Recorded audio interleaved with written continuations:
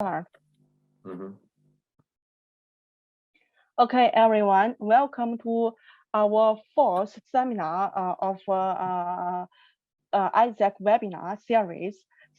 Today, we are honored to have Professor Antonio de Maio from University of Naples Federico II to give us a talk today. So first, let me introduce Professor Antonio de Maio first.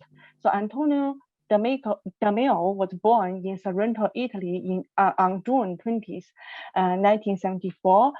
He received the doctor engineering degree with honors and the PhD degree in information engineering from both the University of Naples Federico II, Naples, Italy in 1998 and 2002, respectively. Currently, he's a professor with University of Naples Federico II. His research interest lies in the field of statistical signal processing with emphasis on radar detection and optimization theory applied to radar signal processing. Dr. de Maio is a fellow member of IEEE and the recipient of the 2010 IEEE Fred and Nathan Memorial Award as a young, so less than 40 years old. AESS radar engineer, whose performance is particularly noteworthy as evidenced by contributions to the radar art over a period of several years, with the following citations for robust CFAR detection, knowledge-based radar signal processing, and waveform design and diversity. So here are some rules for our webinar. So all the audiences will be muted during the seminar, and please do not annotate on your screen. Otherwise, other people will also see your annotation. Okay, please type your question and send them to the host and co-host.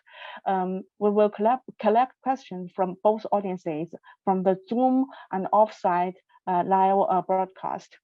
During the Q&A, we will choose 3 to 5 questions to ask the speaker.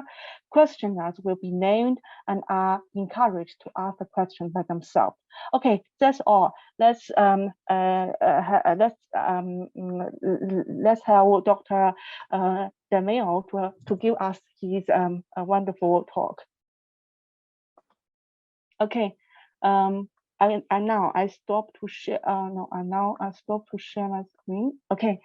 So, Professor de Maio, you can share your screen now.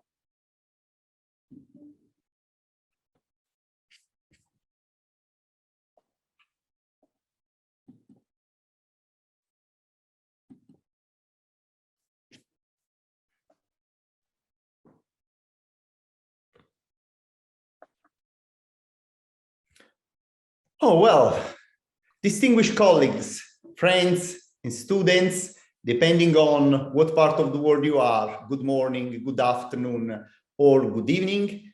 It is my great pleasure to be with you today and give this talk entitled Waveform Design for Spectral Coexistence between Radar and Communication Systems. But please, before starting, let me thank Professor Shangrong Wang and Professor Jonathan Menton and all the organizing committee for the kind and very appreciated invitation.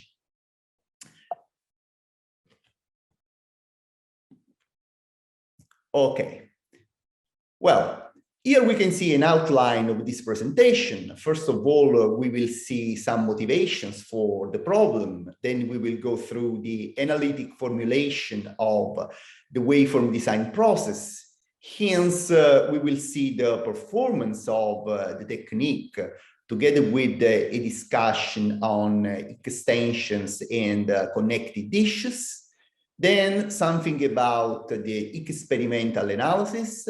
And finally, we will draw conclusions and also we'll see possible future research tracks.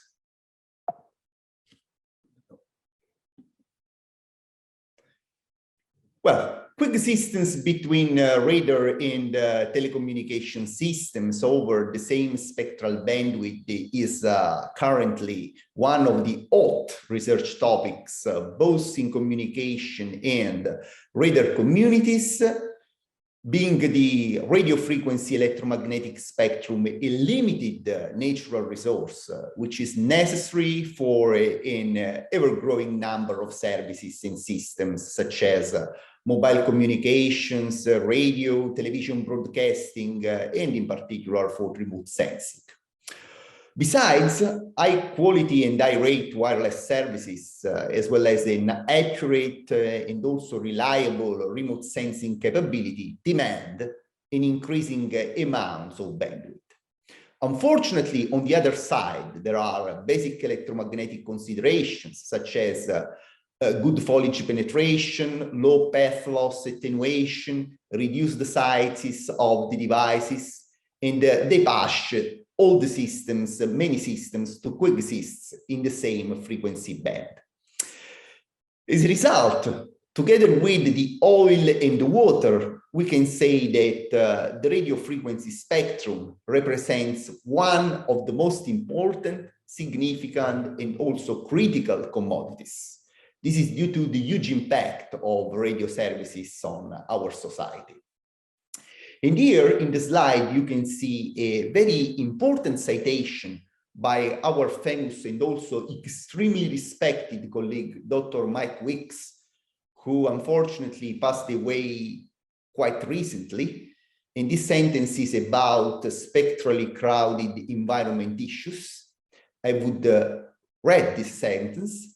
He claimed that the desire to autonomously anticipate, find, fix, track, target, engage, and assess anything, anytime, anywhere in spectrally dense environments will require changes to how build, modify, and deploy radar and radio frequency systems. In other words, Dr. Weeks, he was a precursor. He immediately recognized that the mentioned RF spectrum congestion problem calls for new and innovative sensing methodologies that can enable smart and also efficient spectrum utilization. And it should also account for the time-varying behavior of the emitters which are present in the operative scenario. It is thus mandatory the design of advanced radar signals, ensuring compatibility with the surrounding electromagnetic radiators, namely keeping acceptable the interference which is induced on frequency overlaid systems. Let us now start with the development of waveforms enabling radar operations in a spectrally crowded environment. As a first step, it is fundamental to formalize an appropriate system and signal model. We focus on a monostatic radar system, which transmits a signal composed of capital N subpulses, whose fast time code vector is denoted by C, C1, and Cn are the entries of the vector C, which is indeed an n-dimensional complex vector. Each entry of the vector C weights a delayed version of a basic subpulse, also known as its shape. Hence, at the receiver side, the incoming signal is down-converted to baseband, then it undergoes a subpulse matched filtering operation, and finally, it is sampled at the chip rate. And this leads to the so-called fast time observations from the range azimuth cell under test. They are collected into the vector V, which is reported here in the slide, and V is equal to alpha times C plus N. And here alpha is a complex parameter accounting for the echo from the target within the range azimuth bin of interest. And the vector N contains the samples of the filter disturbance, and it is modeled as a zero mean, circularly symmetric Gaussian random vector with the covariance matrix equal to N. And this vector accounts for white internal thermal noise, licensed communication signals sharing the same bandwidth, jamming, and also hot clutter, and other contributions also. As to the licensed RF systems coexisting with the radar of interest, we suppose that each of them operates over a spectral bandwidth which is denoted by omega k, and whose knowledge relies on radar environmental cognition, as we will see in a while. Now, to get spectral compatibility with these systems, the radar has to adequately shape its transmit waveform to control the amount of interfering energy produced on the shared frequency bandwidths. And this is tantamount to forcing the radar probing signal to comply with this quadratic requirement that you can see here in the slide, where Ri depends on the spectral characteristics of the overlaid systems. Wi denotes the weight which is assigned to the ICE licensed bandwidth. It views the importance of the different RF systems. And finally, EI indicates the overall amount of allowed interference level. Please note that both the weights and the maximum interference level depend on the spatial location of the RF systems, in addition, of course, to the required quality of service. According to the previous discussion, it is evident that to control the amount of interference which is induced on coexisting telecommunication networks, the radar needs some knowledge about the number of coexisting licensed radiators. The radar also needs to know their bandwidth and the penalty weights to assign to each competing system. And this information can be gathered via a radio environmental map. It represents the key to gain spectrum cognizance, which is at the base of an intelligent and also agile use of the spectrum. Here we can see in this slide the figure of a radio environmental map. It can be regarded as an abstraction of the real-world radio scenarios. It is an integrated database, digitizing and indexing the available electromagnetic information. We can see some multi-domain knowledge sources which are contained in a radio environment map, and they are represented by geographical features, available service and related spectral regulations, activities of telecommunication networks, previous radio experiences, and also measurements. The idea behind the radio environment map is to store and process a variety of data so as to make possible the inference on a multitude of environmental characteristics, such as the location of the transmitters, the important propagation conditions, and also estimates the spectrum usage in spatial and time domain. To populate and update the radio environment map, we can use both a priori knowledge as well as spectrum sensing techniques, such as feature-based signal detectors. In particular, as you can see in this slide, you can use also a dedicated sensor network to improve the quality of the scenario monitoring. Let us now present the objective function and the constraints which are involved in the radar waveform design. Our goal is to boost the target detection probability while controlling both the amount of interfering energy produced in the shared frequency bandwidths and some important features in the transmitted waveform. To this end, we consider as a figure of merit the signal to interference plus noise ratio, namely the quantity that you can see here in the slide, where the matrix R is the inverse of the interference covariance matrix. Indeed, due to the Gaussian assumption, the target detection probability is a monotonically increased function of the SINR. Thus, if we optimize the SINR, we also optimize the radar detection probability. Then we force some constraints on the transmitted signal so as to ensure desirable radar features to the probing waveform. In particular, we consider an energy constraint to comply with the radar power budget. And also we force a similarity constraint with a prescribed radar waveform so as to manage some relevant characteristics of the radar signal. In other words, with the similarity constraint, we are forcing the sought waveform to lie in a ball which is centered around the nominal code, and whose size also influences the degrees of freedom that we have in our optimization problems. There are several reasons to motivate the similarity constraint.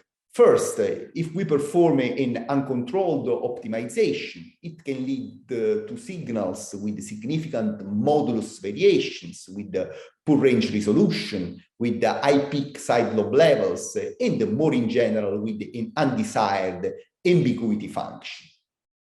And this kind of drawbacks can be partially avoided if we force our solution to be similar to a known radar code, which is denoted by C0, and it shares some nice properties, such as constant modulus, reasonable peak side lobe level.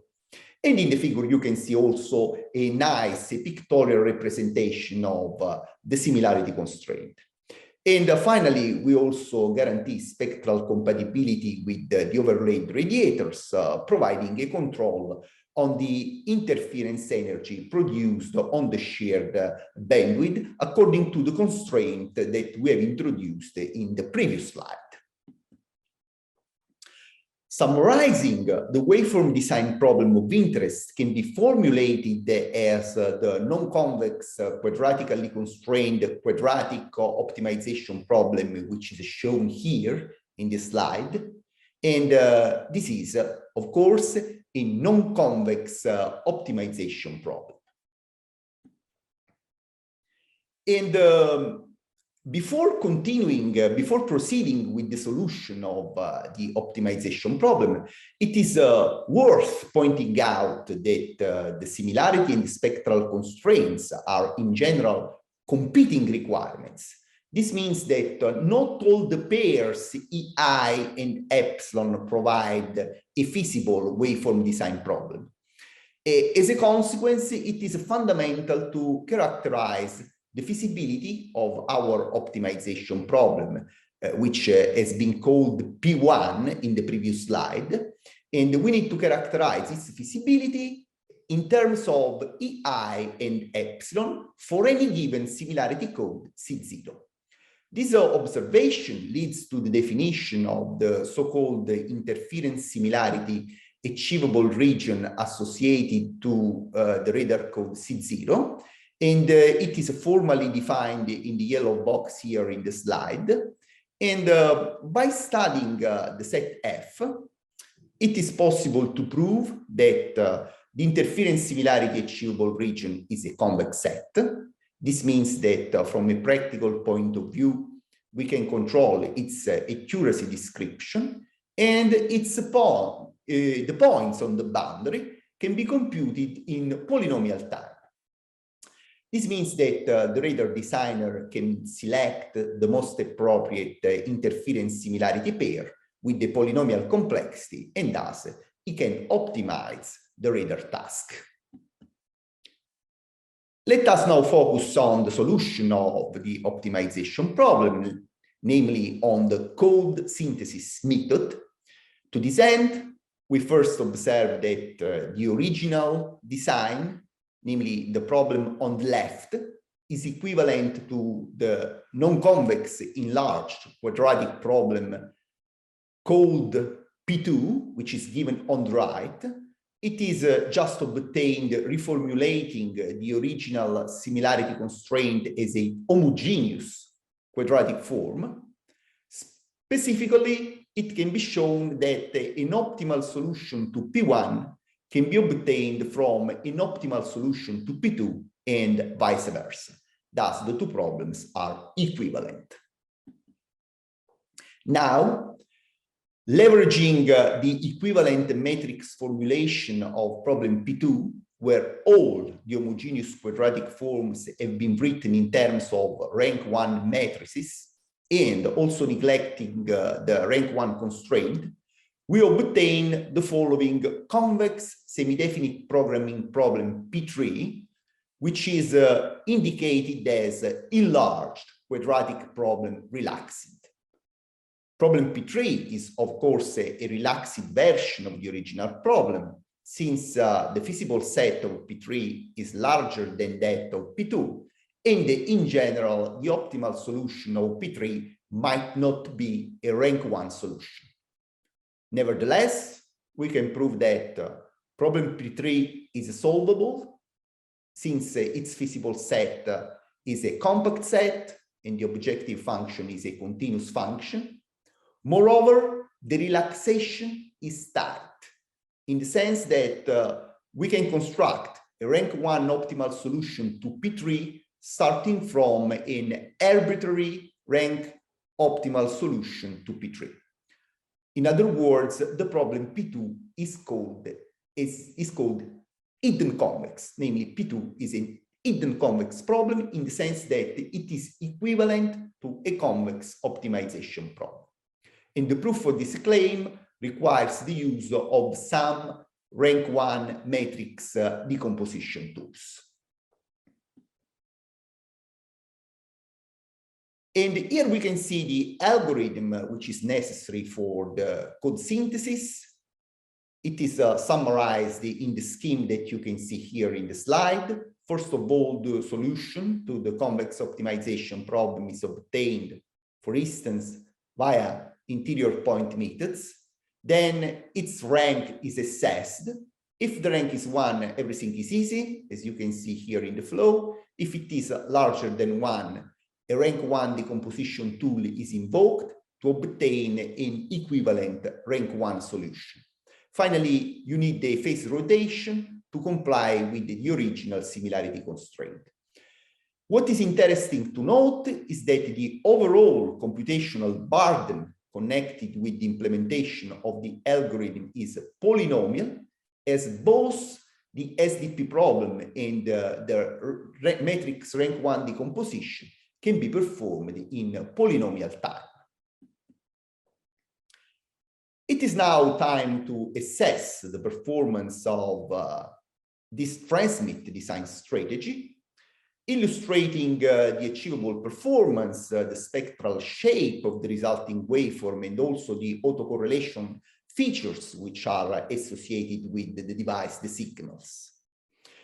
In this respect, it is supposed that the system operates in the spectrally crowded environment shown here in the figure, and there are 7 licensed bandwidths which are displayed as green boxes, all with the same relevance. And there are also 2 jammers in correspondence of the errors. Some knowledge about the jammers can be acquired by the radar using an electronic support measurement system. And this system allows to gather some information about hostile active jammers. As a first step toward the code synthesis, here we can see a figure with the interference similarity achievable region. And we are supposing as a reference code a chirp signal. All the points above this boundary correspond to a feasible design and are referred to in the sequel as operative points. The radar designer can choose the most suitable pair through trade-off spectral coexistence, desirable radar waveform characteristics, and also indirectly control the achievable SINR of the radar system. For instance, a small value of EI allows to emphasize the frequency coexistence of the radar with the overlaid telecommunication networks. And there is also the similarity parameter, which rules the size of the ball where we are searching for our code. The operating points considered in our example are those marked with the blue, the pink, and the black colors. And the same level of the spectral coexistence is enforced. In other words, the points refer to different similarity levels. And now in this figure, we display the energy spectral density of the signals synthesized for the mentioned operative points versus the normalized frequency. And there is also the energy spectral density of the reference code. It is the green curve. The stop bands in which the license system are transmitted are shaded in gray. The curves highlight the capability of the proposed technique to suitably control the amount of energy which is produced over the shared frequency bandwidths. For each similarity level, the energy transmitted in the stop bands is lower than the allowed level, and this ensures the coexistence with other transmitting systems. We can also observe that increasing the similarity parameter, namely increasing the number of degrees of freedom, the available degrees of freedom for our optimization problem, smarter and smarter distribution of the useful energy in the spectral domain is achieved.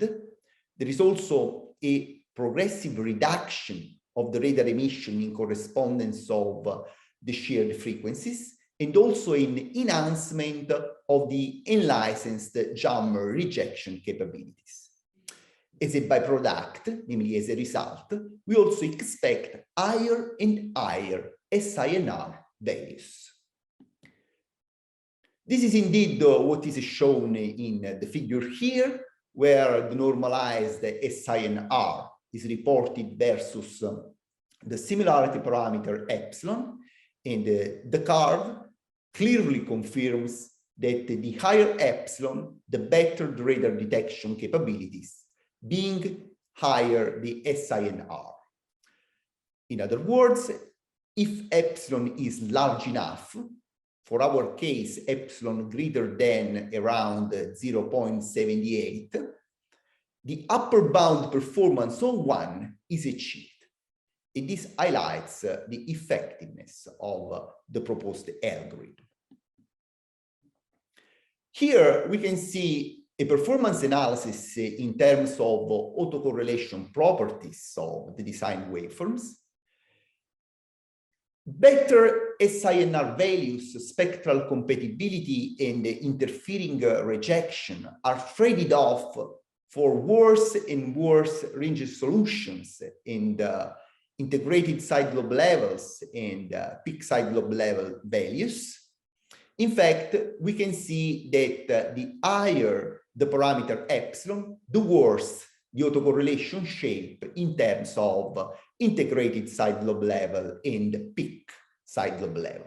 And this is the price to pay for an improved performance in terms of SINR. Well, let us now see an extension of the framework. According to the previous formulation, the radar controller could be enabled to deal with the design according to the prerequisites when the desired operating pair lies outside the interference similarity achievable region. And to avoid this issue, the previous design strategy can be further improved, allowing a suitable modulation of the transmitted waveform energy, which is no longer kept fixed, but is a degree of freedom. From an analytic point of view, this kind of energy modulation can be accounted for through the following constraint: 1 minus theta smaller than equal to the square norm of the radar code smaller than equal to 1.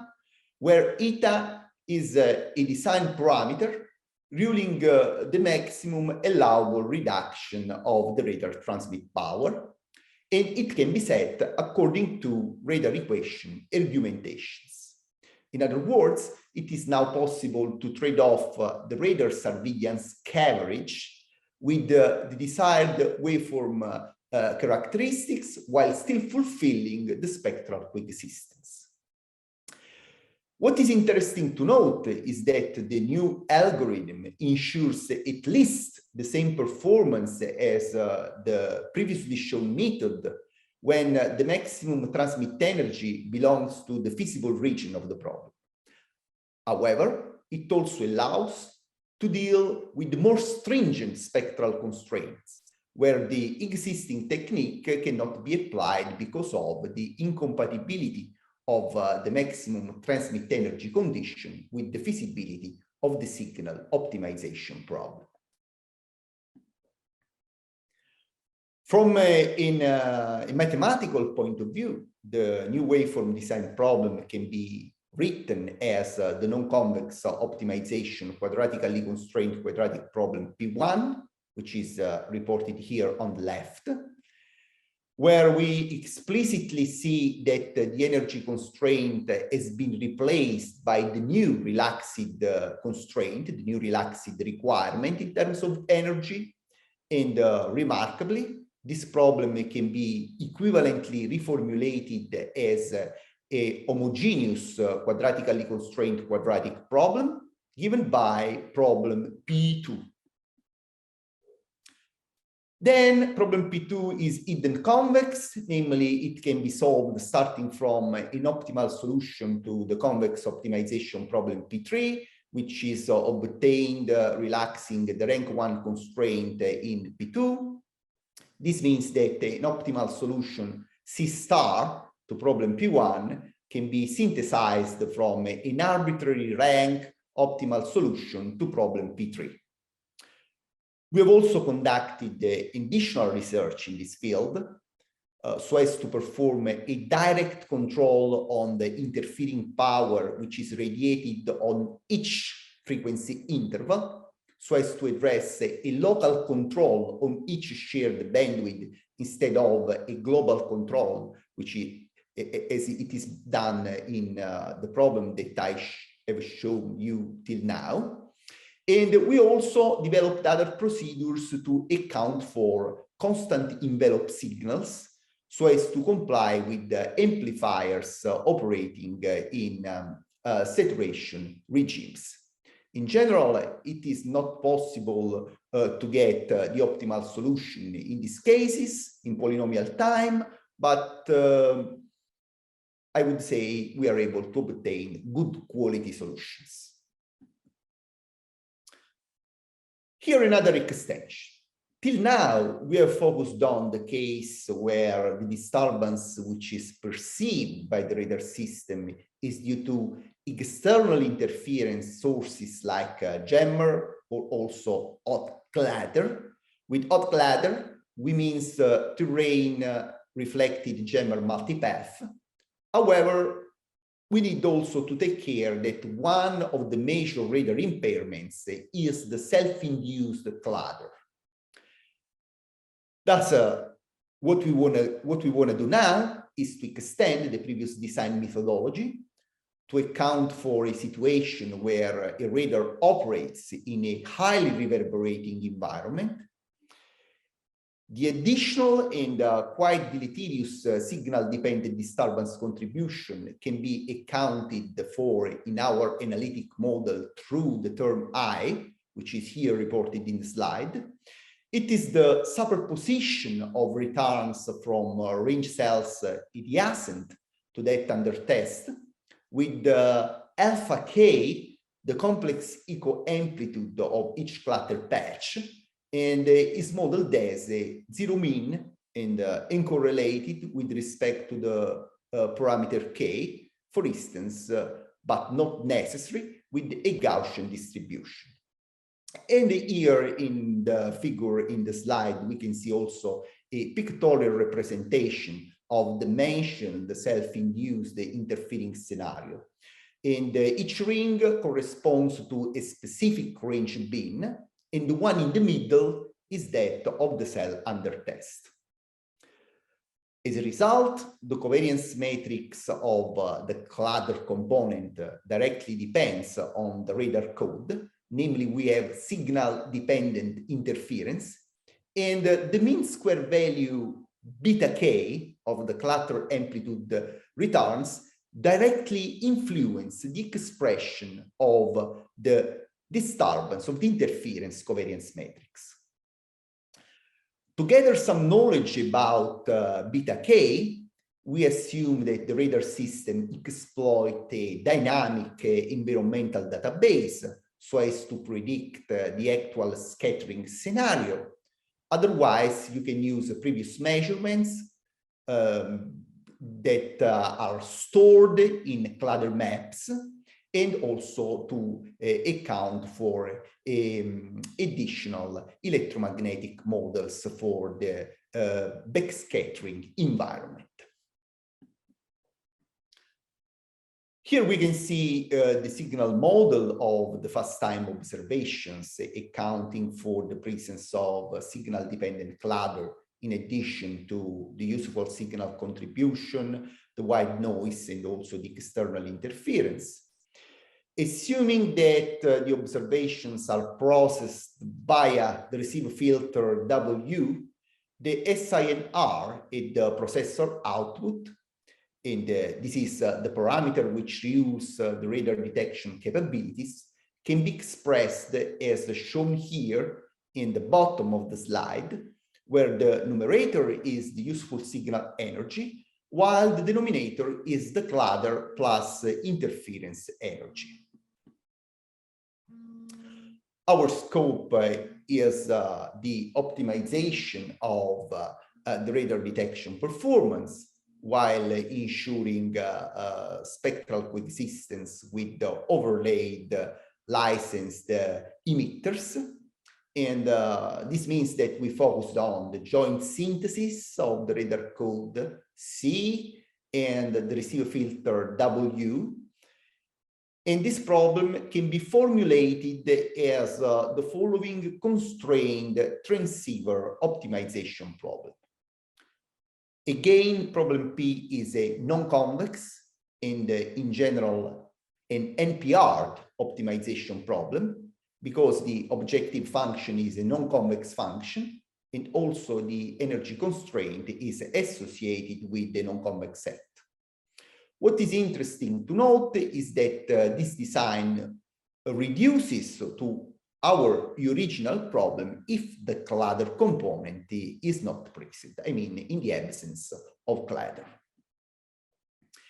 And to face with this challenging problem, we have developed an alternating optimization procedure with the analytically ensured convergence. It is based on some hidden convexities of the marginal problems and also on the use of the Charnes-Cooper transformation. Here we have a notional representation of the design process, where we alternate the optimization between the receive and the transmit sides. In particular, these are the two optimization problems to solve at each run and to characterize the operating scenario, namely to define the objective and the constraint. We leverage the information of the dynamic environmental database, which includes the radio environment map, clutter maps, and other sources of knowledge, such as digital elevation data and also the constant false alarm rate maps. Here we can see the steps leading to an optimized transceiver design. Given the receiver at the step n-1, we search for an admissible radar code at step n, improving the SINR corresponding to the receiver filter W at the step n-1 in the transmitted signal C n-1. Whenever the new code is found, we fix it and search for the filter which improves the SINR corresponding to the current transceiver, and so on. We iterate this kind of procedure. In other words, W at the step n and the code at the step n are used as starting points at the step n+1. By doing so, it is ensured that the SINR improves with the iteration, and the limit transceiver solution is also a stationary point for our original design. To trigger the procedure, we can choose the optimal receiver filter W0 corresponding to an admissible code C0. This is just an hint about we can trigger this kind of iterative procedure. With reference to the problems that we need to solve at each iteration, we have that the optimal filter can be found for any code C at step n in closed form, as shown here in the slide. As to the synthesis of the code, namely to solve the problem PC at the iteration n, it can be shown that it is a hidden convex optimization problem. Specifically, an optimal solution can be obtained according to these guidelines. First, we need to relax the problem into a fractional SDP. Then we need to apply the Charles-Cooper transformation to get an equivalent SDP. And finally, we need to exploit a suitable rank 1 matrix decomposition procedure to get an optimal solution to the original non-convex optimization problem. Last but not least, we have also extended this design to account for a local interference control and also to the case of constant envelope signal, namely constant modulus signal, so as to account for nonlinear amplifiers that are working in saturation conditions. A proof of the concept for spectrally compatible waveforms can be found in the paper which is here quoted. Signals that exhibit a desirable spectral level and at the same time optimize the radar detection performance have been designed and also transmitted. And here we have considered two measurement setups. One is called hardware in loop without amplifiers. Another one is transmission in air with a linear amplifier. And I would just give you some information about our experimental setup. We used a specific hardware in the loop test bed to reproduce a kind of perception action cycle, which is involved in the agile and the smart management of the radio spectrum, namely in environmental spectrum sensing technique to gather RF electromagnetic awareness about the surrounding environment. This is what we call the perception stage. Then the transmission of a waveform fulfilling specific spectral compatibility constraints while optimizing the radar performance. And this is what we call the action stage. The test bed comprises a software-defined radio device to measure the actual spectrum occupancy, also a standard personal computer which serves as a digital signal processor to perform spectrum sensing and also to run the optimization tools, namely to devise waveforms complying with the spectral compatibility requirements. Then there is an arbitrary waveform generator to synthesize and transmit the desired waveforms, a spectrum analyzer to measure the synthesized waveform spectrum and also to demonstrate its compliance with the spectral constraints forced at the design stage, and also its fidelity with the nominal counterpart. And finally, we also used a digital oscilloscope to acquire time domain samples of the synthesized waveform for further processing.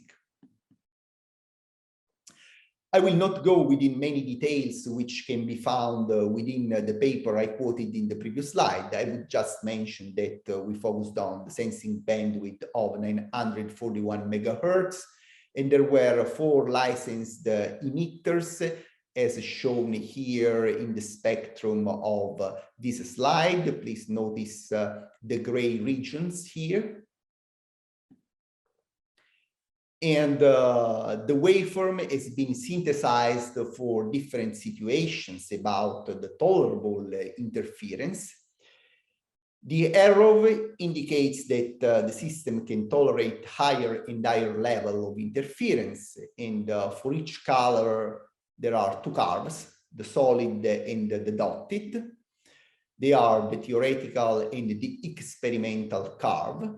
And you can notice that there is a good agreement between them in all the considered situations here in the figure. We also compared the signal launched in the air for just a short path with that directly measured at the output of our PC. In this case, the signal also experiences the effects of the linear amplifier. And you can see here the performance, and substantially we can say that there is a quite good match, quite good agreement between the nominal and the measured waveforms. In this additional experiment that I will give you some introduction, we assessed the effects of a power amplifier in the waveform transmission. Thus, this is a non-linear amplifier. And when you use a power amplifier, the distortion could be significant. And in this case, a digital pre-distortion stage is often necessary before starting the transmission. But with a suitable designed pre-distortion stage, you are still able to restore the original waveform performance, as on the other hand, it is shown in the figure which is reported in the bottom of our slide. Well, with this slide, we are now ready to conclude this talk, where waveform design and diversity has been presented as a key ingredient to boost the performance of the next generation, possibly cognitive radar systems in the presence of a spectrally crowded scenario. We have seen the design of effective algorithms to handle sophisticated waveform optimization problems. As future research avenues, I would mention first, putting things together for a real-time perception action cycle. At the moment, with the experiment that I showed you, we are not yet real-time. We need to get higher and higher technology readiness levels. And I would also mention as future research, the exploitation of other domains to achieve a better coexistence. For example, the spatial, the polarization, and also other domains that are available to the radar system. Here you can see some references that we have produced about this important and challenging research topic. And before concluding the talk, I would acknowledge all the work by my colleagues from my research group. And in particular, I would acknowledge Professor Augusto Bri and Professor Vincenzo Carotenuto, and also the external collaborators, Alfonso Farina, Professor Yonghue Wang, and all the colleagues that collaborated with us along this research. With this slide, I conclude this talk. I thank you very much for your attention, and it is my pleasure to continue our discussion with the question and answer session. Thank you so much.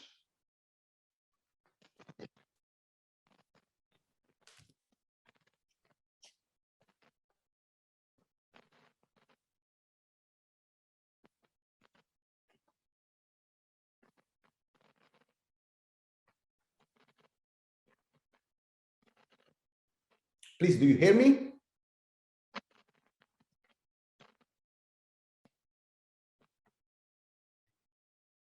I think maybe Xiangrong has some issue with her voice. Hi, Xiangrong, can you hear us? Okay. So maybe I will continue chairing the session instead of Xiangrong. So any question from our audiences? So if anyone has questions, please just unmute yourself and you can ask a question by yourself.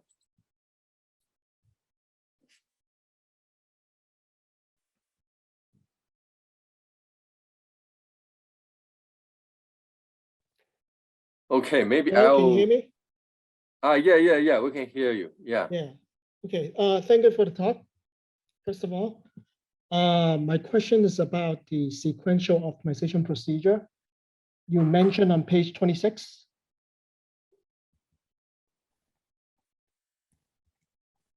So my question is very simple. Why do you call it sequential? I thought N is supposed to denote the iteration index. Yes, and you can call it iterative, you mean?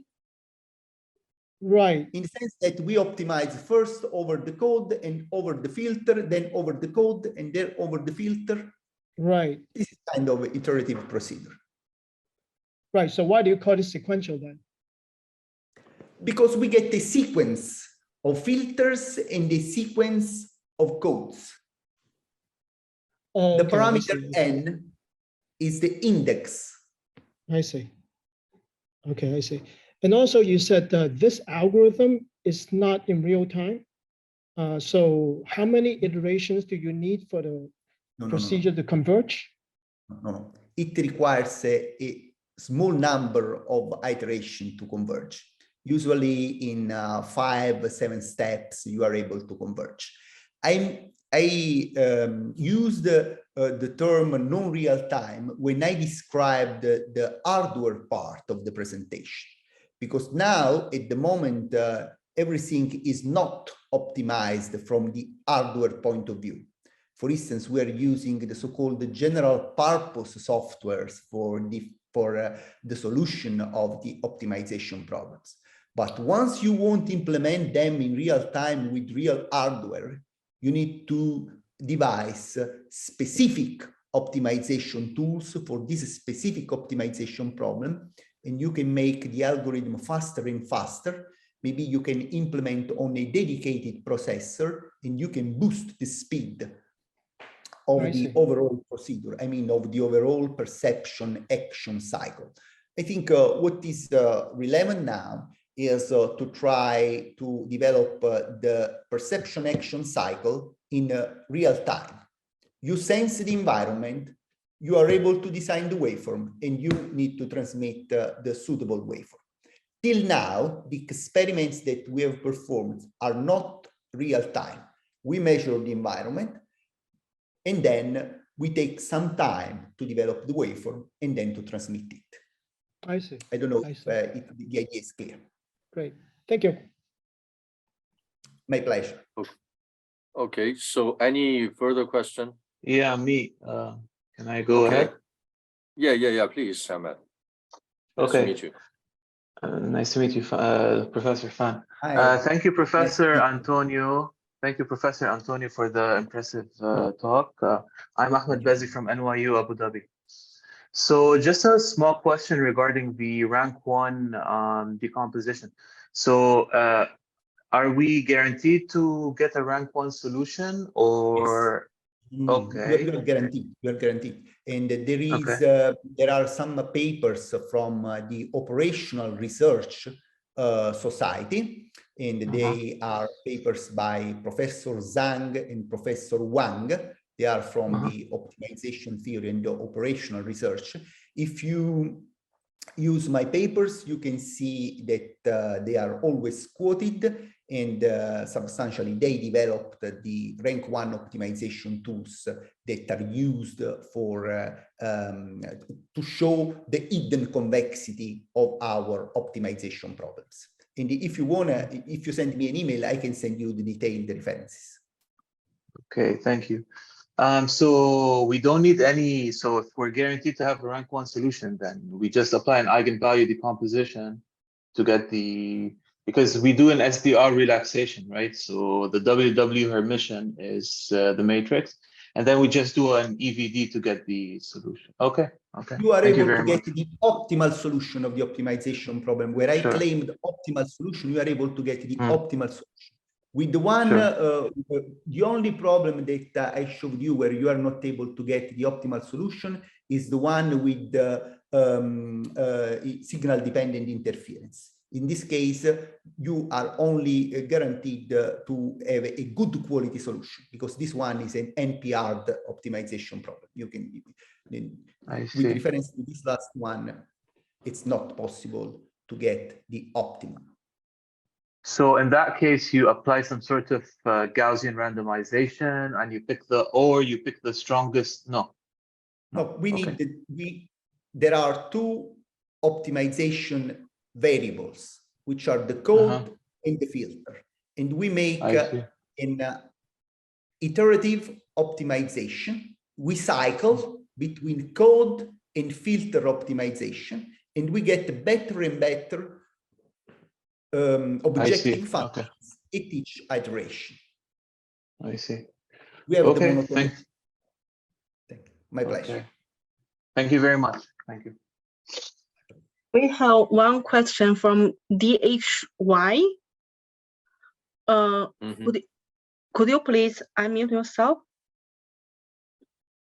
Yes, I saw this in the chat. So DHY, can you please unmute yourself?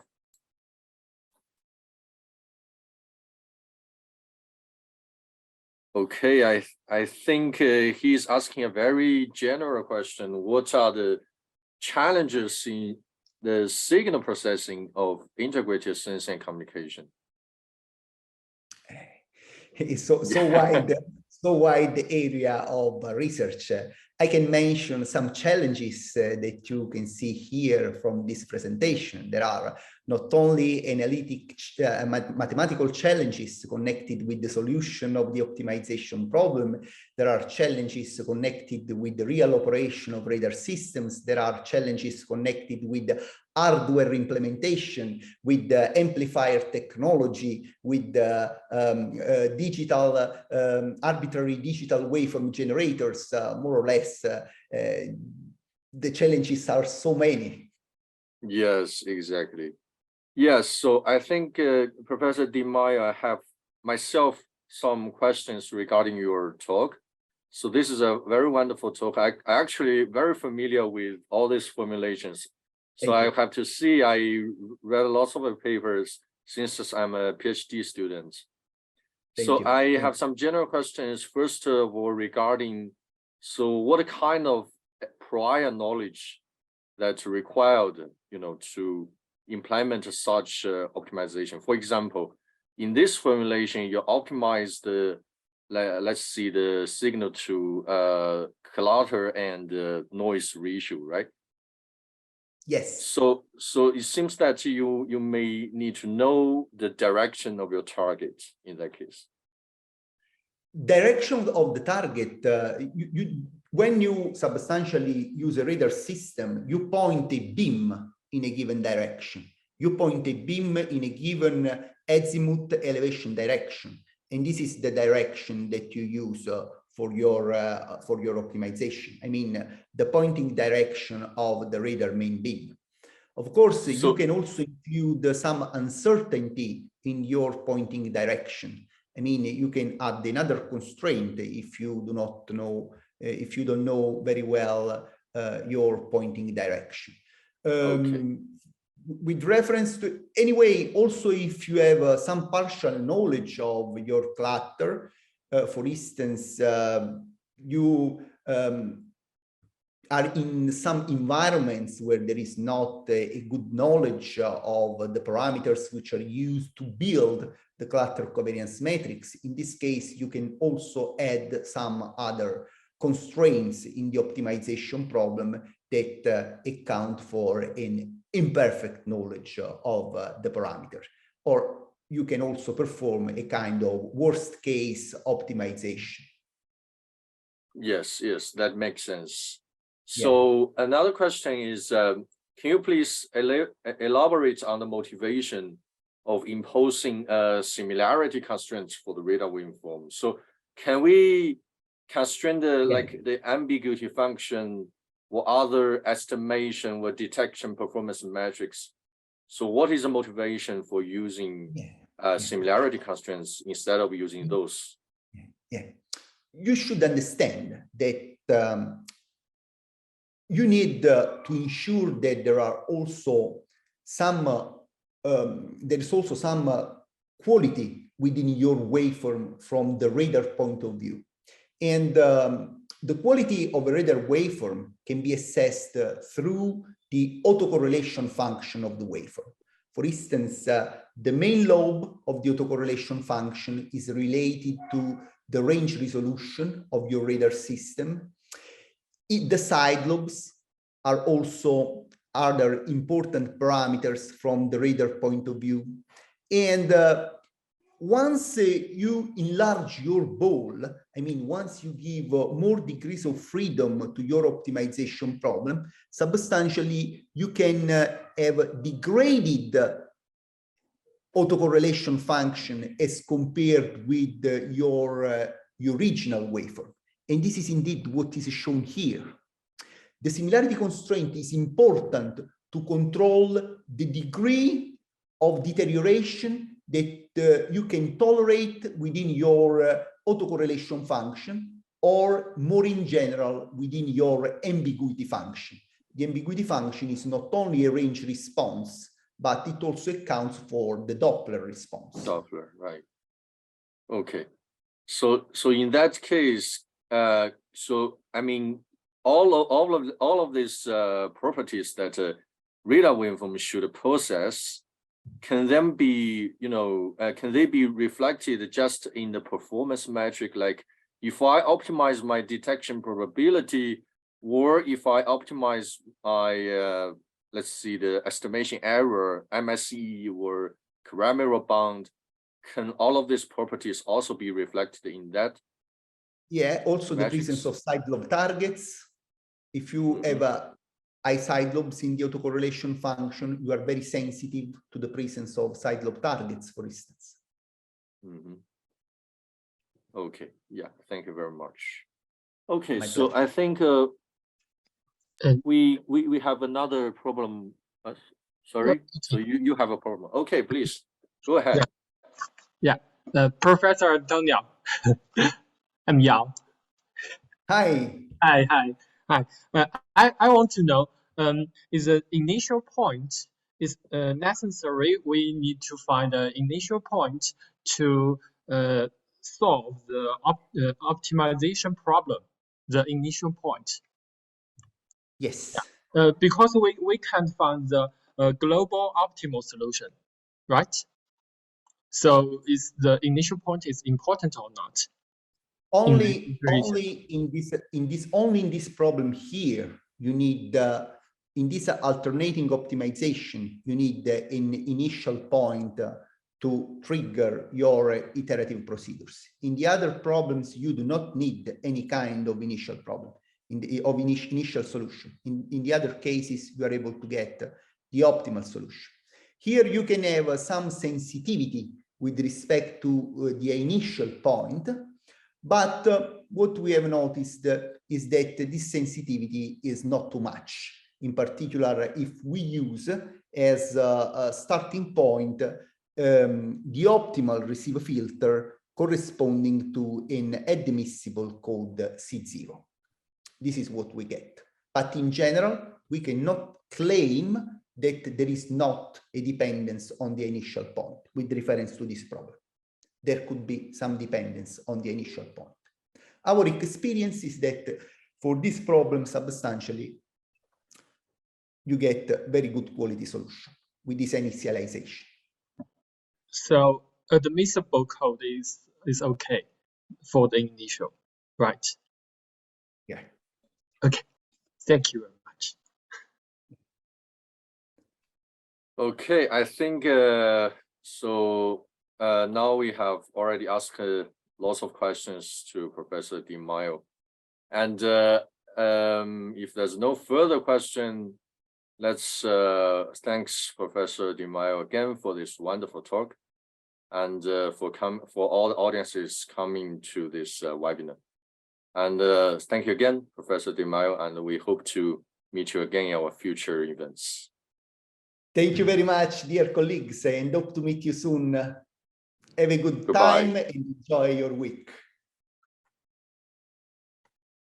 Bye-bye. Bye-bye.